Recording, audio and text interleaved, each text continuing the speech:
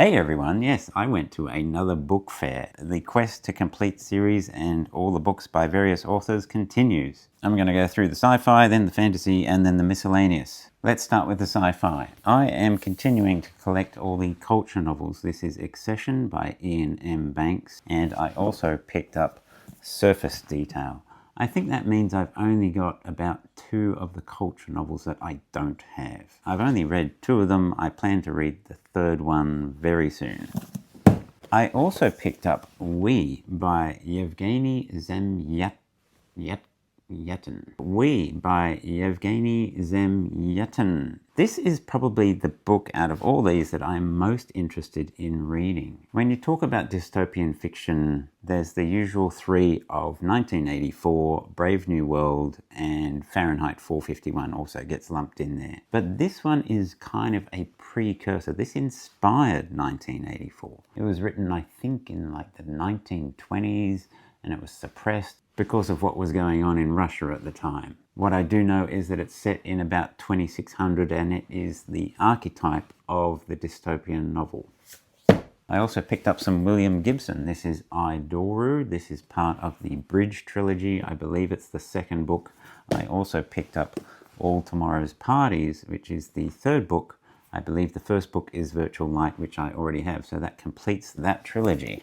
And then I also picked up Pattern Recognition, which apparently is the Blue Ant trilogy. I read Neuromancer and Burning Chrome like a bazillion years ago, and I know that there's a Neuromancer TV show coming out soon, so I would like to go back and read through everything that William Gibson has written. So, building up that collection. I also picked up an Arthur C. Clarke. This is The Wind from the Sun. This is a bunch of short stories. And in a similar way to how I'm reading through every Asimov, I do plan on reading through every Arthur C. Clarke. So this is just contributing to that. I'm not sure how many Arthur C. Clarkes I need to get in order to start that project. I also picked up The Andromeda Strain by Michael Crichton. Again, this is one of those authors I'd probably like to read everything they've ever written, and I think I'm getting close to having everything he has written. Speaking of Asimov, I picked up This is Opus. Now this contains Opus 100 and Opus 200. When he had published 100 books, he wrote Opus 100. It's basically excerpts from some of the 100 books that he published with all sorts of commentaries. The commentary that's really interesting in this. And then after he had published his 200th book, he did Opus 200. He also did Opus 300, but that's not included in this. So this fills in some of those missing volumes of Asimov that I don't have.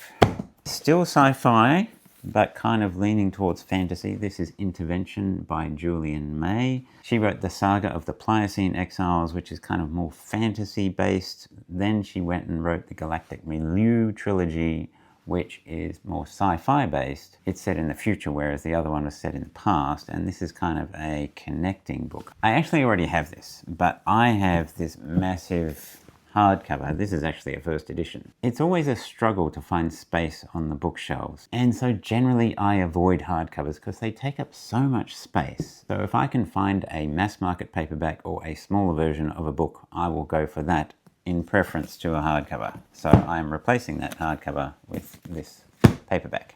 Alright, now we're going into the fantasy. I picked up Sharp Ends by Joe Abercrombie. This is part of the First Law universe. This is a bunch of short stories. I am planning on starting the First Law universe in January next year. I also found a David Gemmell I do not have. This is Dark Prince. This is part of his Greek series. This means I only have 1 David Gemmell I do not have. So it will be nice to find that eventually. I also found a Pratchett. This is Snuff. I have most of Pratchett's. I do not have Going Postal. I saw someone at the book fair who had it on their stack. They had picked it up. Unfortunately, I missed out, but I did get Snuff, so it's nice to continue collecting Terry Pratchett.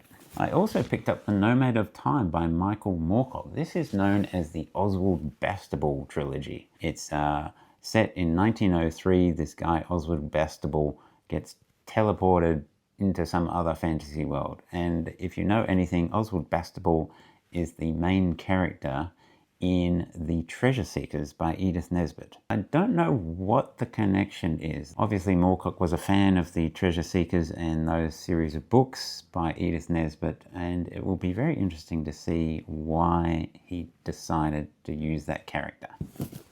Fantasy adjacent, I picked up Carrie, Stephen King's first ever novel. Now, I did enjoy 11/22/63. There are so many people that say, like, Stephen King is their favorite author. I don't like horror movies. I do not like horror TV. I don't like seeing that kind of thing. But books are a very different medium, and so I'm curious to see why people love Stephen King's horror so much. And I may as well start at the start. Now, I don't like that cover, but you know, maybe I'll read this and get rid of it. And even more fantasy adjacent is A Connecticut Yankee at King Arthur's Court by Mark Twain. This is a classic. As far as I know, there's a guy from our modern world. He gets teleported somehow back into King Arthur's Court, and then he starts introducing inventions from the future, and as far as I know, makes a mess of things. And apparently it's quite funny. Speaking of King Arthur, I picked up Mallory's The Morte d'Arthur. I can't say I've read much King Arthur material. There's a lot, but if I'm going to start reading any King Arthur, I may as well go back to the start. And speaking of classics, I picked up The Canterbury Tales by Geoffrey Chaucer. I do want to read Hyperion by Dan Simmons, and apparently that's kind of based off The Canterbury Tales, so I want to read the original before I read that. I also picked up the fourth book in the Mysterious Benedict Society, The Riddle of Ages by Trenton Lee Stewart. Our family has enjoyed this book series. We enjoyed the TV series. I didn't know there was a fourth book in the series, so when I saw it, I snapped it up. And last but not least, I picked up some TwistAPlots. These are basically choose your own adventure clones. So they're just fun little game books. And that is quite a stack. So that is quite representative of the kind of stuff you'll find on this channel. So if you like any of that, subscribe, and I will see you in the next video.